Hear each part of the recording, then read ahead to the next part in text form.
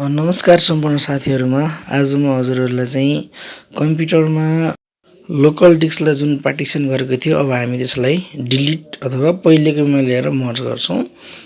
त्यसको लागि हामी अब सुरुमा कम्प्युटरमा जान्छौं। कम्प्युटरमा गइसकेपछि यहाँ देख्न सक्नुहुन्छ हजुरहरुले यस्तो पार्टिसन छ। अब सुरुको अवस्थामा लिन चाहन्छौं। त्यसको लागि कम्प्युटरमा जाने, राइट क्लिक गर्ने अनि म्यानेजमा जाने। त्यसपछि जुन जहाँबाट हामी गरेका थियौं पार्टिसन यानी कि डिस्क म्यानेजमेन्टमा त्यसलाई क्लिक गर्छौं। यसलाई क्लिक गरिसकेपछि यस्तो देखाउँछ। त्यसपछि जहाँ लोकल डिस्क डी हामीले बनाएको थियो त्यसलाई राइट क्लिक गरेर डिलिट गर्छौं। डिलिट गरेर यसलाई यस गर्छौं। त्यसपछि यो पर्मनेन्टली चाहिँ पछि खायो भने फेरि हामी राइट क्लिक गरेर डिलिट पार्टिसनमा गएर क्लिक गर्छौं। यस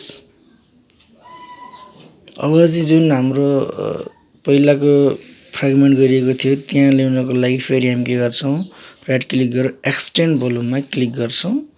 यसलाई हामी नेक्स्ट गर्छौं। सिम्पली यसलाई पनि नेक्स्ट गर्छौं र फिनिश गरिदिन्छौं।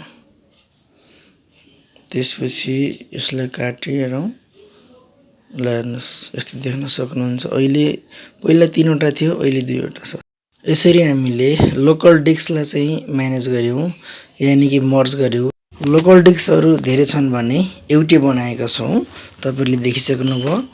साथीहरु हजुरहरु यो मेरो च्यानलमा नयाँ हुनुहुन्छ भने कृपया सब्स्क्राइब गरी सहयोग गर्नु होला। यति भन्दै आजको भिडियोबाट बिदा हुन चाहन्छु। नमस्ते।